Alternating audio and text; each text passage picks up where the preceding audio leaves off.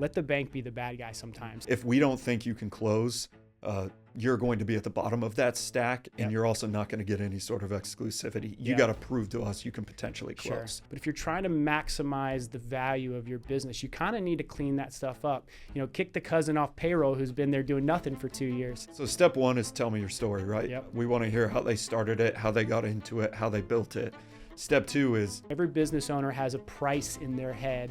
I will sell it for this amount. But then there's the real price, right? A valuation that's done by numbers on a paper. Yeah, if you're looking at finding a gem or a diamond in the rough, you probably have to.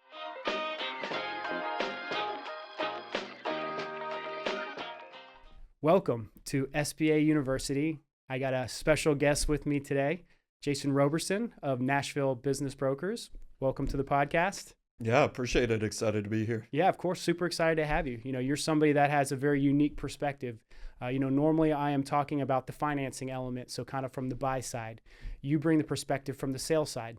Not only do you help people sell their business, but you have bought and sold businesses as well. So you're going to bring a lot of expertise to the sales side.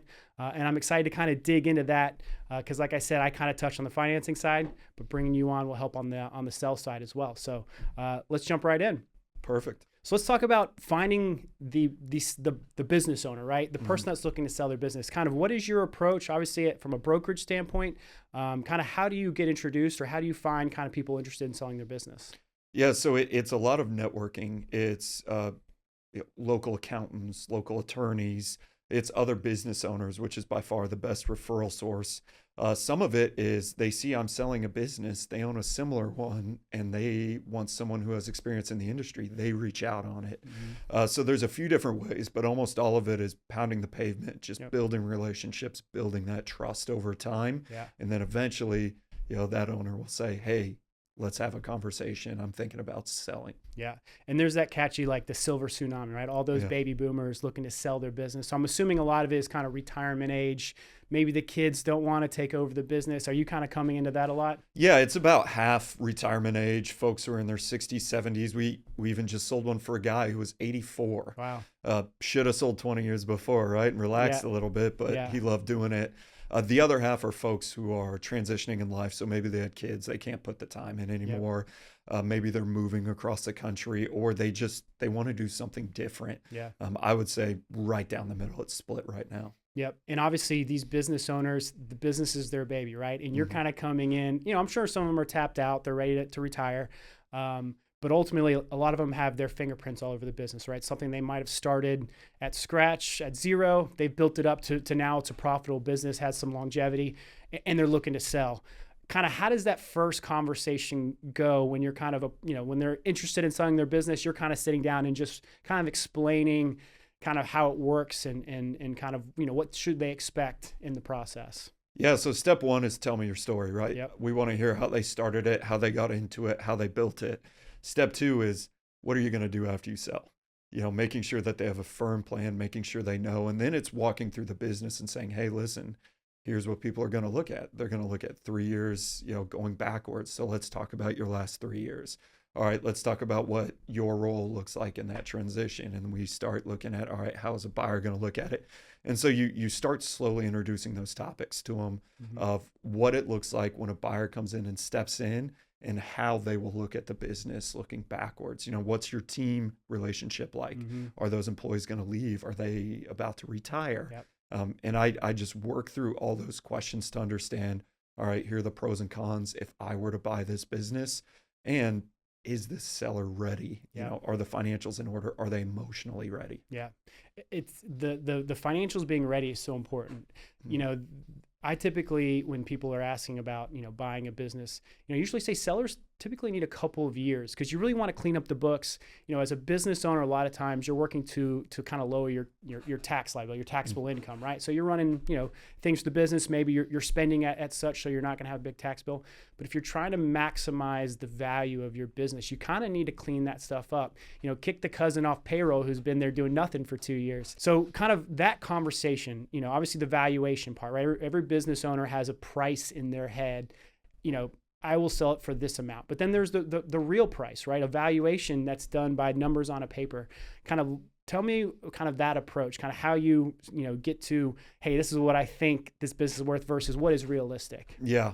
It's never an easy conversation. And I've only had one owner ever who was surprised how high the value was. Everyone else wanted way more than we valued it at. Sure. But that conversation goes, almost always, hey, I've reviewed the financials. We've talked through the business. Here's realistically where I think the value is. We're pulling SBA multiples, so looking at deals actually closed through SBA, seeing what those were at. We're also doing math on the financing side. So we will run rough financing numbers for an SBA loan on our end and say, right now, if you're paying 9%, you got to know the buyers are probably going to be paying around that. Let's figure out what they can get financing on. Yep. And when I start breaking down those numbers and saying, all right, so you're telling me you want this price, this is all the buyers can realistically do, we have a mismatch here. Yeah. That's where we start having those tough conversations and saying, hey, listen, we can put it out as high as you want. Sure. But there's a difference between listing and selling. Yeah. Do you want to sell or do you just want to list? And if you're not okay with that price, let's talk about, all right, over the next 2 years, what do you need to do to get that price? Yeah. And I kind of always joke, and I'm sure I've done it with you, which is like, let the bank be the bad guy sometimes, especially if you have a seller who is dead set on, my business is worth $5 million, but maybe it can only support a $2.5 million loan, right? I'm sure with all your listings, you like to get an SBA kind of pre-approval, right? Even though it doesn't have a lot of teeth, there's no buyer attached to that. It's just kind of on the sale side. It still sets some realistic expectations of like, is financing going to be an option based on what you're looking for? And obviously the buyer has a big impact on the financing side, right? If you got a buyer who's really strong on their personal financial statement, maybe they've got some outside income, they don't have to take a huge salary out of the business. Those things are always going to impact. So let me ask you, do you kind of look at valuations differently depending on business types, or do you try to kind of apply kind of a general approach? It depends a lot on business types. A property management business in a very hot industry right now, that's going to be a higher value than you have this traditional maybe manufacturer that's located in a rural area. Yeah. Two potentially great businesses. One is going to have a lot more buyers. It's going to have more demand. It is going to be a higher price. Yep. So we absolutely do take in market demand to a significant degree. We'll also test the market a little bit as well, right? We don't always put it out at the exact price we think it'll sell for. You always want to leave a little bit of meat on the bone in case you have to come down to negotiation, in case there's some sort of influx of buyers that you don't anticipate, or major strategic buyers get involved. Yeah. And obviously we're here in Nashville, obviously kind of a booming city, a lot of people coming from outside the state, moving here. A great probably time to list the business, and because not only are you going to have interest locally, but you're going to have interest from people out of state as well. So last thing about the valuation and pricing, how often do you feel like you set kind of an initial price, initial listing? And this can be just like a 12-month sample, right? Because obviously it's going to fluctuate depending on how the market's doing. How much time do you think you feel like you set the price and you kind of get that price? Meaning, do you kind of set it for negotiation and kind of knowing there might be some back and forth, or you feel like, right now is a great time where you're getting a lot of the full price offers? So when I set the price, generally with a buyer, when they look at it, I already know in the back of my head, I told the seller, here's the listing price and here's the range where I think offers will come in at, and we're a little bit above that. Yep. So if it falls within that range, we almost consider it a full price offer. Sure. The seller will and say, you set the proper expectation, this hits it. Yeah. When they followed my advice, we're getting that probably 75% of the time, but sellers get to actually set their price. Sure. We don't get to dictate what the price that hits the market. Yep. When they choose that price, I don't think we hit that number really ever. Sure. It's just too high and not really feasible, and it's not what the market is dictating. Yeah. And I'm assuming obviously the business owners, they get emotional, right? This is a big deal for them. It's essentially their retirement. It's their lifelong passion a lot of the time. I'm assuming, there's not an employee there that's probably going to take it over. So there's some sort of outside person that's going to be kind of coming into this family they created. And so that's something to keep in mind. It's a very emotional for the buyer. And sometimes it takes a little bit of that back and forth to set realistic expectations. And that's why I kind of encourage buyers to kind of don't be afraid to negotiate a little bit, right? Like that's part of this transaction. I think people are so like, I'm going to give top offer and I just want to get in. And what ends up happening is it kind of sets an expectation, especially if they haven't talked to a bank first, that like you kind of made an empty offer, and business owners are not going to like that. And you're going to kind of be swept to the side pretty quickly. All right, so let's talk about, you've got the listing. Let's talk about sending it out to the market. What's kind of your approach? What have you seen kind of is effective in kind of today's world of biz buy sell, and kind of a lot of people out there looking to buy businesses? Yeah, so a couple different things. One is that biz buy sell is not evil. There's a lot of fluff on there, a lot of stuff that's not accurate, a lot of stuff that's misleading. Yep. But I will share, I do put all my listings on there. Sure. It's the most widely used platform in the country. Mm-hmm. I want to get the largest buyer pool possible to get the highest price. Yep. So when we list a business, once everything's ready to go and we turn that listing on, we go to Biz Buy Sell and we go to multiple other online listing platforms. We just list across them, including our own website. Mm-hmm. We also hit our own listing list, basically of past buyers who are interested in businesses in this area, in this industry, ones we have relationships with. Mm-hmm. We hit that entire list. And then key potential strategic buyers or key buyers we know, even if they're individual or highly qualified, I'll reach out to them individually. So I use a 3-prong approach. Yeah, nice. Those are the people who I'm either making a phone call or I'm sending a direct email. I know exactly what they're looking for. I know it's a fit, and I want them to take a look as soon as possible. Yeah. Yeah. And obviously marketing it through like a biz buy sell. Is there any other, like for people that are out there looking, right? I think everybody kind of, biz buy sell, for people who have done some research, it's kind of the main thing, right? Any other tips for anybody that's maybe trying to find a business that is not going to have the heavy traffic, or maybe a route that a lot of other buyers might not be thinking of?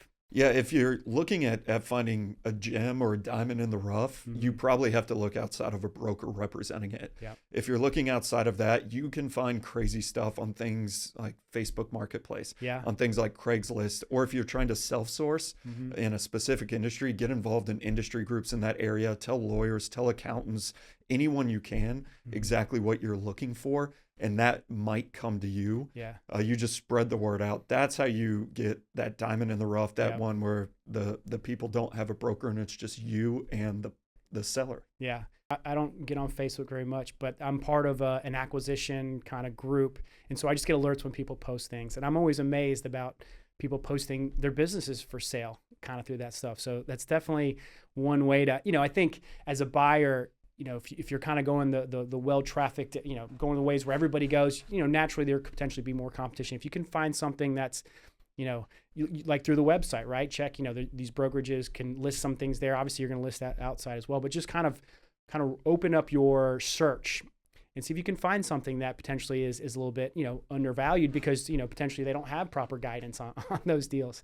So that's always an interesting route to go as well. Yeah. If you know of an owner retiring as well, and you're interested in a specific industry, or even if you're not, just call a couple of those owners and say, hey, listen, I know you're not looking to sell now. Yeah. I'd love to stay in touch. Just buy you coffee. I want to learn the industry. Yeah. Don't even ask them whether or not they want to sell. Just ask if you can learn the industry.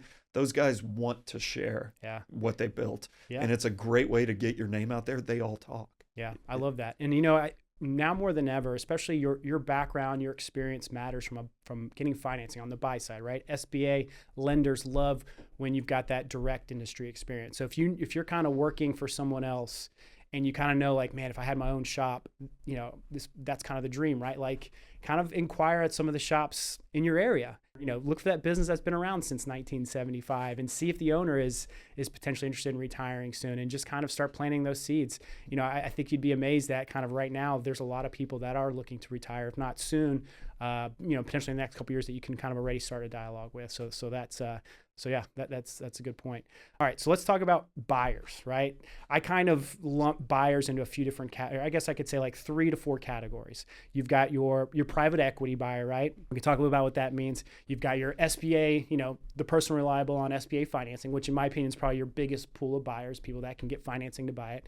You got your cash buyers, which probably are few and far between. Not many people are going to cut a check for that $1.5 million to buy a $1.5 million business. They're out there, but just, again, not a lot. And then you probably have some of those that are looking for the seller to help finance the transaction. They kind of want them to be the bank. From your experience, let's kind of hit on each one of those. private equity, kind of when you have a buyer contact you and they're private equity, kind of what is kind of your initial thought on kind of them as the buyer? How do you kind of coach the seller to know what to expect in that private equity transaction? The good news for most sellers is private equity is pretty straightforward. Yeah. They're going to shoot straight. It's got to fit their criteria and what they're looking for. So almost right away, they're going to say, hey, here are the questions we need to know whether or not it's a yes or no. Yeah. And I can have that conversation every day with the seller saying, hey, they just got to vet this to make sure they don't misuse someone's money. Yep. As far as the process they follow as well, it's pretty mandated. They're going to get enough information to take it to their investment committee. If they like it, they'll make an offer on it. Once they make an offer, due diligence is pretty standardized. It's a very straightforward, very easy process to coach a seller through. Now, it's more in depth than I would say even SBA or an individual buyer. It's an important point to bring up because I think some people think private equity, SBA lending is obviously there's a lot of steps to the process, but private equity is not an easy process either. And a lot of times, like you said, due diligence will be even more stringent in those cases. Yeah, they use professional Q of E people, quality of earnings. They use professional lawyers. So on the sell side, you're going to have a top tier lawyer. You're going to make sure that your accountant's fully on board. They're aware of what's going on and they're open to participate. There's a lot of coaching that goes on just beyond the seller to the team around the seller as well. Yeah. So private equity is one. So you're not going to hurt my feelings. Yeah. Let's talk about the buyer that's coming with an SBA pre-qual letter, right? They're going to be relying on SBA financing. Kind of what's the thought process, the approach, and how do sellers kind of tend to react when you kind of have an SBA buyer? Yeah, it's by far the most deals we do, right? Sure. So it's not a bad thing. It's not a good thing. It just is what it is. Most of those buyers, what I tend to see is these buyers have somewhere between $100K to about $400K or $500K in liquid cash that they can access. Yeah. They'll walk in with a pre-approval that says they can buy a business for $5 million. Yeah. No, you're not going to. Sure. It's all dependent on the business, your skill set. Yep. So a little bit of a misunderstanding among a lot of those buyers what the pre-qual means, but it means they put in the effort to at least talk to a bank. So we love that piece of it. Those are the buyers who we know, at least if they have a pre-qual, they've talked to the SBA, that they understand the high level of the process as well. We love that. Now, if you come to us and you say, hey, look, and I'm looking to use an SBA loan. However, I haven't talked to a bank. Here's my offer. That's where I start to push back and say, are you really sure you want to submit this without talking to a bank first? Yep. Because the worst conversation you can have is we sign an LOI and they have to lower it because you didn't know what you were doing. Yeah. And you didn't know what you could get in financing. So those buyers kind of come in two different buckets. Did you do the work up front or are you trying to figure it out as you go? Yeah. And that's a good point with kind of the pre-qual. I kind of always advise potential buyers that are looking to get information, submit an LOI, get together your resume, your background, get a pre-qual letter, proof of funds, whatever you need to do that gives that broker kind of, lets them know that first of all, you're serious and that potentially you're qualified, right? I'd assume you list the business and you get flooded with emails, the initial emails. Those emails can be, hi, send me information, or it can be, hi, my name is this. I'm interested in this business because this is my background. I've attached a pre-qual letter. And I also have my resume, basically. I'd assume that those are emails that you're going to probably kind of move to the front of the line. Absolutely. They know the process. They want to put a good foot forward. It's one that the email says, hey, I'm interested in this business. Send me 8 years financials. And where I'm just thinking, this person has no idea what they're doing. Yeah. But the ones where they say, hey, I'm interested in this business. I have this background. Here's a resume. Here's a pre-qual letter. Let me know if there's anything else you want to see from me. Would love to take a look. Yeah. Those we absolutely love because it means they're approaching it in a professional way. They're organized. For sure. And they've at least been exposed to the best, the best way to approach a broker. It's how you differentiate yourself in kind of a, and I think a lot of people don't think of it like that. I think they just shoot you an email and you're just sitting around just like, great, we got somebody, let's give them everything. It's like, no, your job is to vet, right? And the best way to vet is somebody provides you the information so that you see right away they're obviously a legit candidate to buy the business, to qualify for financing. That's a big thing, big tip, I guess, is make sure when they're reaching out to you to give you a reason to like kind of move them to the front of the line that you're a legit buyer. And they're going to have much more success if that's the case. All right, so let's talk about the unicorn buyer, right? The cash buyer. How often do you have somebody that you're listing a business for $2 million, they love the business, and they're willing to just drop a $2 million check on it? 7-figure deals, one in the last 5 years. Yeah, That's yeah, it. It doesn't yeah. happen. And it was just a individual who sold a trucking company, Yeah. had the money and wanted to deploy it Yeah. into a company that made some custom steel trailers. Yeah. That was it. It was the perfect timing, the perfect buyer, the perfect scenario, the perfect location. Mhm. It is a unicorn. Yep. When your deals are under 300,000, cash becomes a lot more common. Sure. Above that, it's really rare. Yeah. Which is important to note because it sets an expectation as for the buyers that, this seller is probably going to need, a buyer that brings financing or private equity, or the last one we're going to talk about here, which is they act as the bank, right? I know sometimes businesses, maybe because of industry, maybe because of recent performance, or just, there's something about it that SBA lenders might not like, and they might have to act as the bank, right? There might be some cash down payment, and then they kind of set the terms after that. So how often are you coming across or advising a seller, hey, this one might be tough to finance. You might have to act as the bank and do some seller financing on this one. I tell them that when we go to list, before we ever list, and I say a bank cannot finance this. Yeah. Your earnings are decreasing. You want to maximize that amount, we're going to need a seller note. It's Yeah. the only way to get this deal done. Yeah. So we tell them that right up front. Mm-hmm. As far as actual deals that get done with that, just about every deal anymore has a form of seller financing, Yes. minimum 10%. The ones that you're talking maybe a 50 to 70% seller note are still pretty rare. Maybe only 10 to 15% of our Yeah. deals go that way. Yeah. Do you feel like, and for buyers looking to get good deals, do you think when it's not able to be financed with SBA, do you think if they can kind of see the numbers, see the potential, are those really good deals to find? Because SBA is not meant for turnaround projects, right? You can't have a business that's failing and then a lender is going to like it. These are supposed to be healthy businesses that you're taking over. The seller that says, I've got such a good business, I just really haven't modernized it, or there's so much potential I haven't tapped into. I'm assuming that's a buyer that can maybe get that on a discount. I'm assuming it has to be, right? So from a buy standpoint, are you seeing a lot of buyers get really good deals? I mean, should they go in really aggressive when negotiating for a listing where SBA financing is not an option? I think it's worth it. A lot of buyers look for, all right, I want this perfect business with this perfect cash flow and this perfect management team. Great. What are you going to approve on? How are you going to grow that? Because that's a really well-run business and you're coming into something you have no idea about. If you go to that one that's troubled, that needs modernization, and you get a good deal on it, your amount of increase, that return on capital is up significantly. Yep.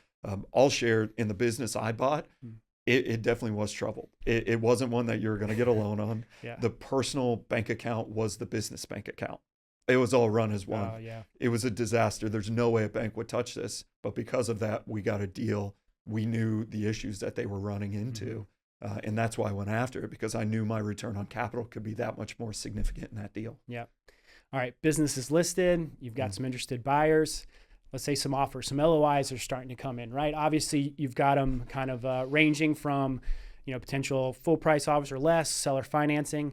Kind of let's talk about that negotiating process. As you're getting offers in and you're advising the business owner, kind of what is your kind of thought? You've got a few different profiles there. Kind of what are you looking for in kind of some of the LOIs that you're getting, your letter of intents? Confidence to close. Yeah. Number one, hands down. If we don't think you can close, you're going to be at the bottom of that stack, and you're also not going to get any sort of exclusivity. You got to prove to us you can potentially close. Sure. Yeah. Most of the time, that proof comes in the form of a loan commitment letter from the bank. Yep.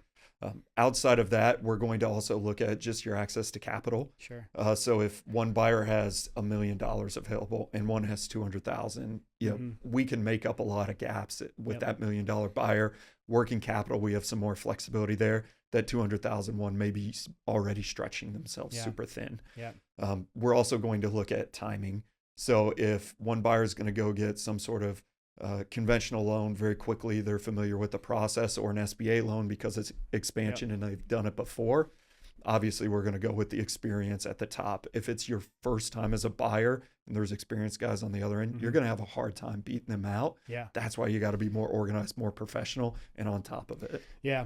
And I'm assuming, there's a little bit, the challenge is this, right? This guy's got a better offer than this guy, but this guy's the more qualified buyer. How do you kind of juggle that with the business owner that obviously wants top dollar for their business? What we end up doing a lot of times is saying, we'll accept both offers, but we're honest. We'll say we're going to make them non-binding with both of you. Yep. And we want to see who can get to the loan commitment. We want to see who can get, confirmation that you will close first.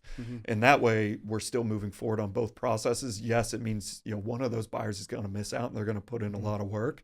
But the reverse is on the seller side, it gives us a lot more confidence rather than, hey, we go forward with one buyer, they fall, and then we have to restart the process with another. Every buyer knows their own profile, right? If you're coming in with a strong personal financial, statement, you're coming in with good industry experience, you're obviously vocalizing that as part of your offer. I think kind of the takeaway is if you're a strong buyer, not necessarily, obviously if you're the best offer, that's a pretty straightforward transaction, right? You're going to love that as the broker and the seller. But that can also be a reason why you're selected over somebody that might be just a little bit higher on their offer, on their LOI offer, right? So to me, I can't stress this enough. Highlight what makes you a good fit to run that business. And when it comes time to make your initial offer, that can be the difference between them accepting you in your terms versus somebody else who might be offering a little bit more, but it's just, kind of the buyer profile that, again, you're not, that you advise against because maybe there's no experience, maybe they don't have a lot of cash, and you just know the closing percentage is just not high. You mentioned something that I agree with quite a bit, which is seller financing, just kind of being part of transactions nowadays. Again, it is November 2025. A lot of rule changes in SBA this year. A lot of SBA, lenders are starting to tighten up a little bit on the shops in terms of kind of what they're looking for to make it a strong loan. Seller financing is a big piece. It's beneficial to the buyer because, obviously you have a seller that still has a vested interest in the success of the bank. The bank likes it because it lowers our loan amount. And I like to say the seller, even though it's great to have all that cash, obviously with seller note, they're not going to get a full amount, but they're going to get monthly payments with principal and interest.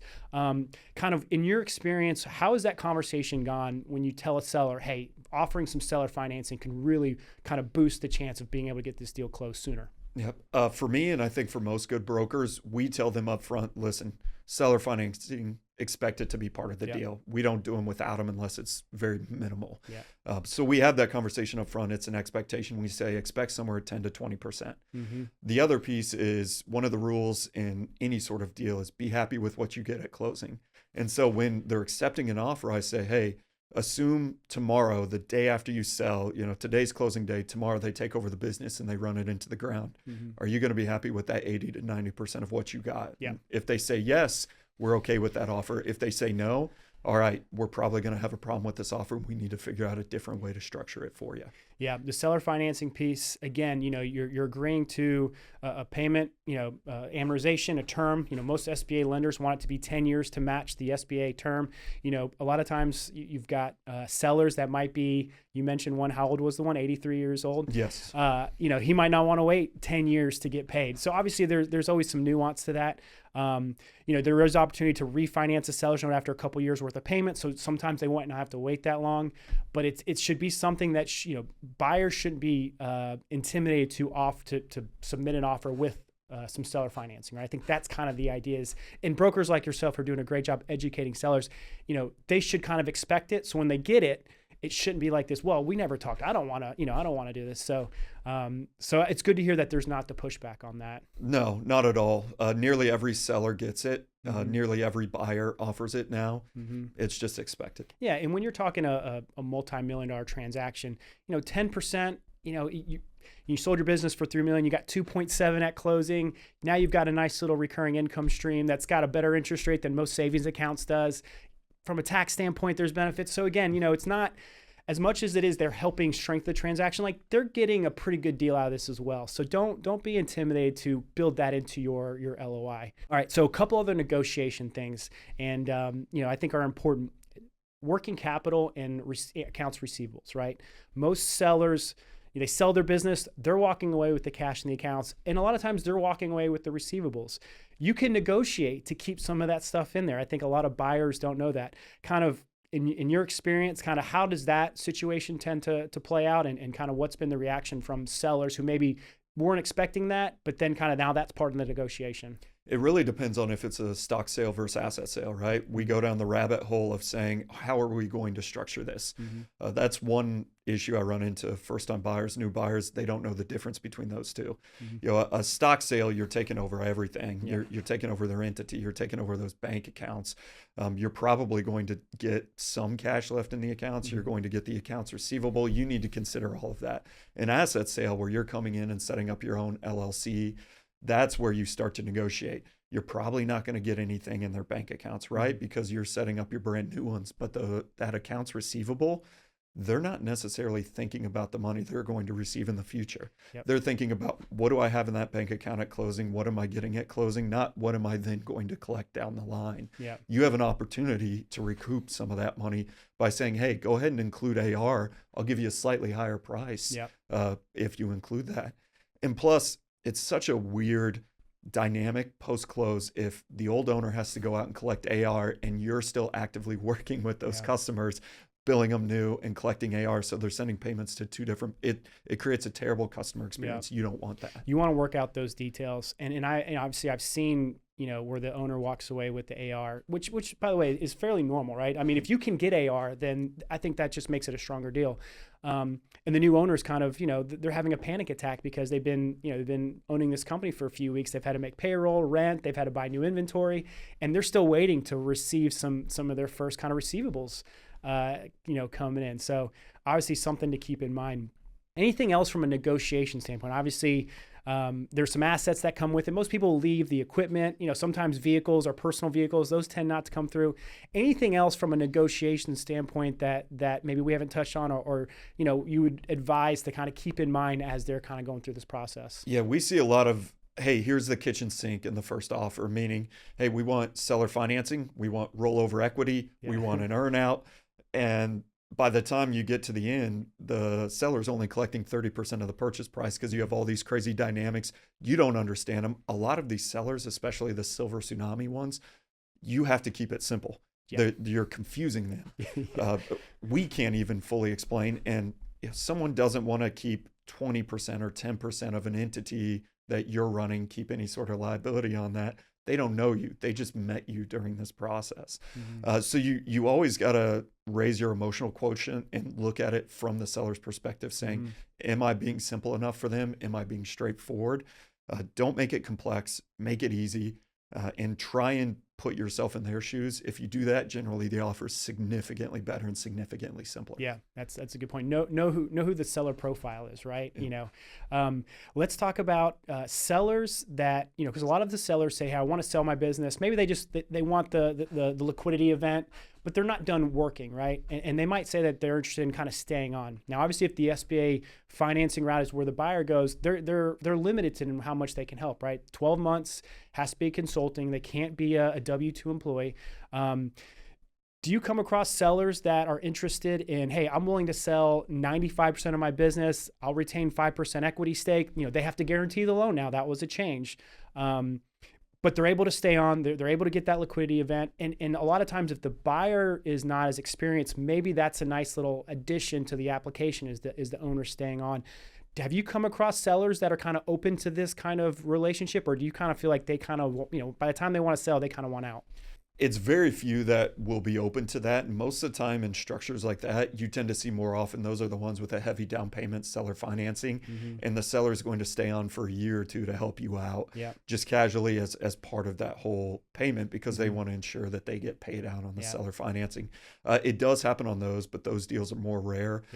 Most of the time the sellers are approaching and saying, I want out entirely. I'm just done. I'm ready to go. That's probably 90 to 95% of the time. It's one of those things where, you know, it kind of, again, as I'm kind of profiling potential buyers and they find a business that they really like, but maybe they don't have the industry experience. You know, the first thing I do is obviously look at the employees. Is there any key employee there that you really need to lock in? You know, sometimes in the write-up, there might be a note about the buyer willing to stay on for an extended period of time. You know, maybe they'd be willing to stay on in it with a minority equity stake. So again, kind of negotiating. There's so many different ways you can go. It's just kind of navigating while also trying to stay competitive. we want those questions early on, where the buyer says, hey, I'm crafting an offer. Let's talk about what's important to the seller. And those are the conversations where I can say, hey, they're not interested in speed. They don't care if this gets done tomorrow. They don't care if it gets done in 6 months.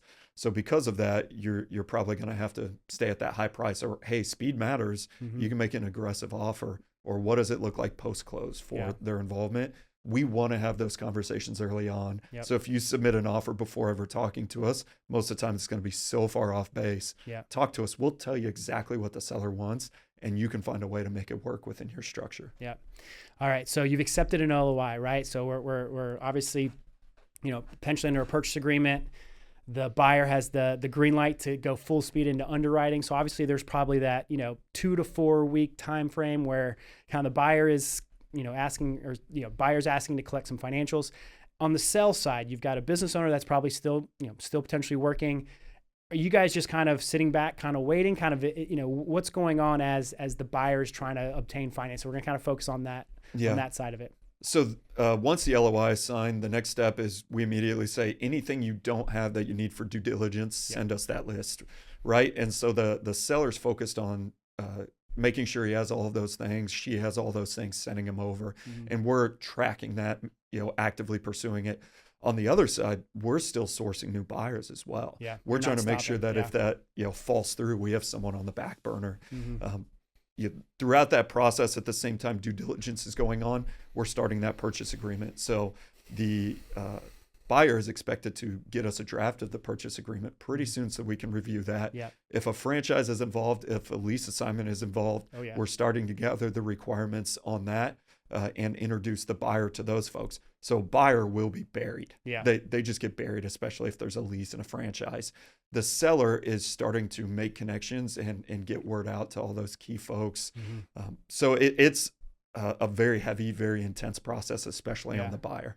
And during that time, and I always find this part interesting because obviously a lot of sellers, they don't want to let their employees know that they're selling, right? Because obviously for obvious reasons, you're under an LOI, you're drafting a purchase agreement.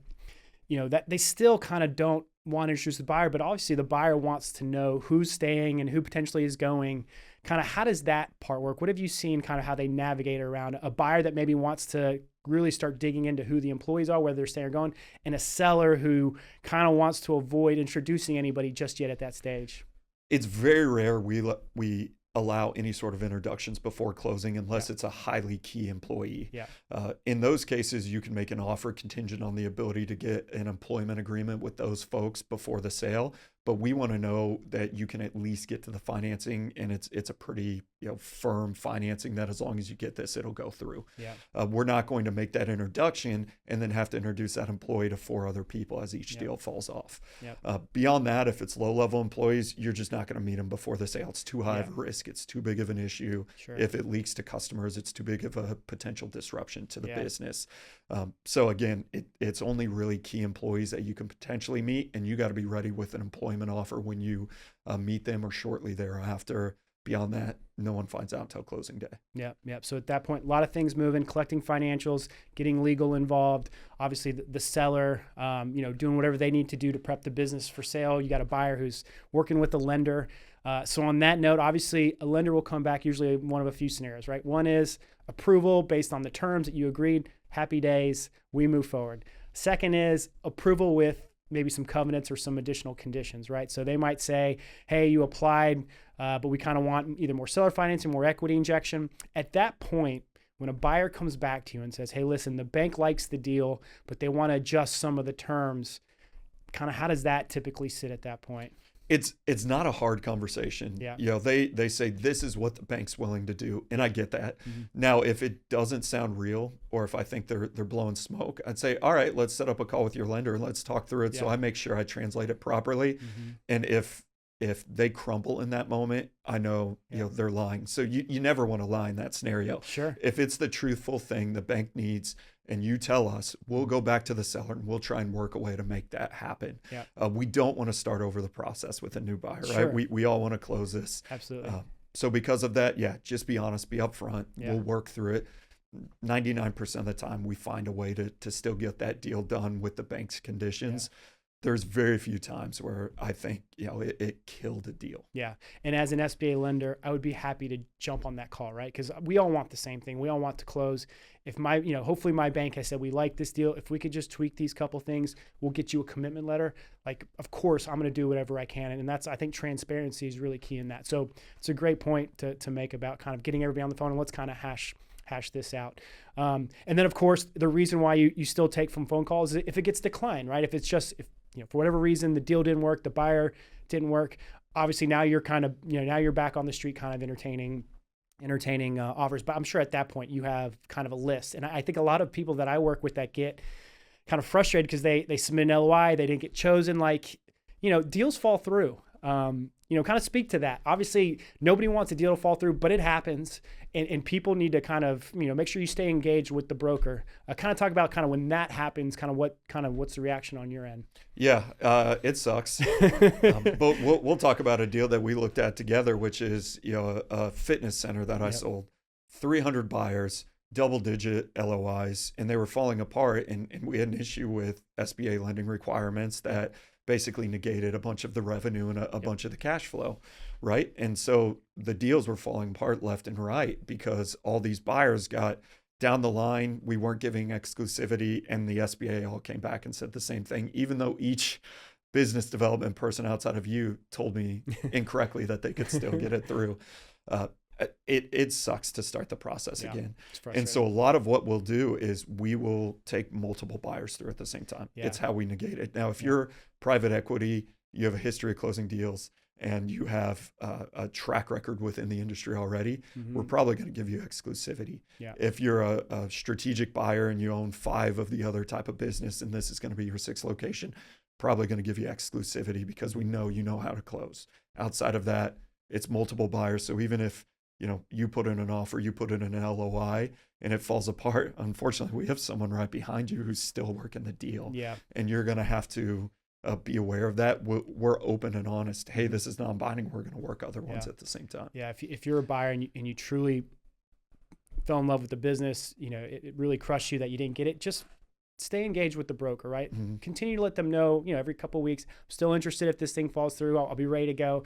Because you want to be top of mind if that deal falls through. Because I'm assuming you'll if you're going to the next person, hey, that person that was just finished 2nd place, that was a good buyer, let's go ahead and get that thing running quick. So I always like to say, just stay engaged. You never know; these deals fall through. It happens. And to the point that I've seen before, where if they stay engaged and they see, hey, this bank's not doing it, they just don't like this industry. They may not like the deal. That doesn't mean a different bank doesn't like the deal. That's a great point. Run it by a second lender, and maybe all of a sudden you're already there. You have all the documentations.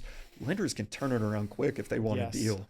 So give that shot and then say, hey, listen, that didn't work, but I found this other bank that's going to work with me on this deal. Great, you're still in. No problem. And I can give guidance from, as an SBA lender, you hope, you're upfront and honest about getting, I always like to tell people, I'm not an application taker, right? I'm not just going to throw something in, fingers crossed, hope it works. We're doing a ton of work on the front end. I've got lucky that I've got a credit team that reviews basically any deal that's going underwriting. They're going to kind of get their fingerprints all over it. So really underwriting should be more just a kind of checking the boxes, making sure the information is accurate, and there's nothing that kind of comes out of the clouds that derails the deal. But if you sense as a buyer, if you sense the lender kind of things are starting to fall off the tracks a little bit, kind of engaging. And I know it, again, it breaks my heart to say this, but like if you're dead set on buying the business, because it might not be a bad deal. They might be scared the industry might not be a good fit or whatever reason, right? It might not be bad to just go ahead and start engaging a second lender, because if that thing falls through, hopefully you got something right behind it that might be able to help. So let's talk about kind of the one piece of due diligence where, again, I've kind of seen deals can kind of get thrown a little bit, the business valuation, right? Banks typically don't order a business valuation until after it's been approved and committed, right? It's a fee that they don't want the buyer to incur. You can pay for that up front. If the deal doesn't work out, that's just money out of your pocket. But you can get it, typically it's ordered post approval, post commitment. Business valuation comes back high. Great. Everybody's happy. We keep moving forward. Business valuation comes back low. I'm sure you've seen it. A lot of times means you have to go back to the negotiating table. On the sales side, that buyer calls you, bad news, valuation came back low. Kind of what is kind of your approach? Kind of what have you seen kind of in those scenarios? We can feel it a little bit when that offer is just, it seems too high. It seems too good to be true. And we tell the seller, I don't know if this is going to go through. Yeah. Just be prepared. Yeah. So a lot of times we can at least head that off. When it comes back and there's some sort of issue, if we have multiple buyers, we're going to say you have to fill the gap with cash. Yep. They might do a little bit of seller financing. We can possibly bridge this. If we have, no way to bridge that gap, it's just kind of tough luck. And we're going to say, hey, can you either request a new valuation or the deal's dead? Yeah. There's nothing we can do. I can say in, the last 5 years, I don't know, maybe 3 times it came back lower, and most of the times it was pretty close. Yeah.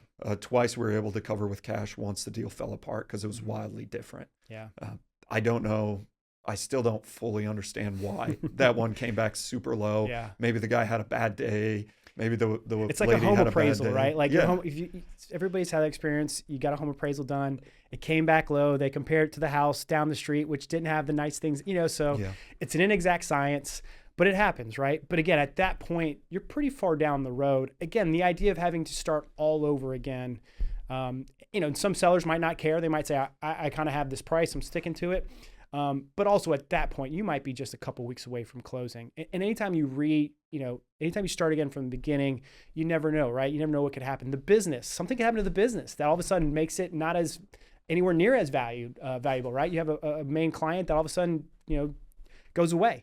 And so again, it's this idea of like kind of the more you're committed to it, these might be some speed bumps, but everybody wants the same thing. Everybody wants to close. And so having that relationship, I think the buyer bank relationship's important. The buyer broker relationship is just as important because you obviously want this thing to close, and you want to make sure that you're advising the seller to make sure this thing's closed as well. And they kind of need you to kind of sometimes kind of settle them down when things start getting a little hairy, because naturally things get hairy in these deals. Process takes a little bit longer.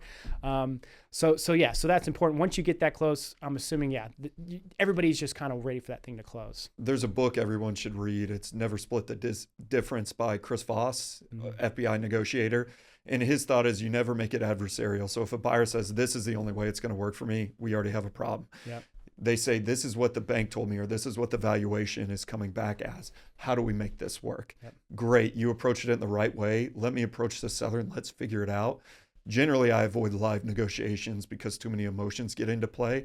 But when we're only apart, on a $1.5 million deal, 150, 200,000, sometimes it makes sense. We get both people on the phone and we just hash it out in the moment. And it's amazing how quick the two sides figure out a way to make it work. Yeah. All right, we're going to end this podcast on a happy note. We're at the closing table. Everybody's signing. I'm assuming any closing day dramatics, anything that people should be aware that when you're walking into a closing, to the closing, that could kind of spiral, or things could go off plan. It happens all the time. Yeah. Landlords forget that they needed some payment from 5 years ago that now has to get put in there, that you have to change everything. That's a real problem I ran into 3 weeks ago. Yeah. It pushed the deal a day. Yeah.